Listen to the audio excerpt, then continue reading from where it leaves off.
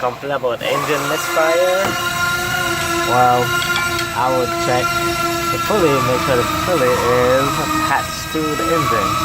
You can see, pulley is moving by itself.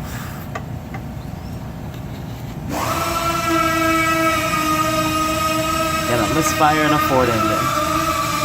That's your problem.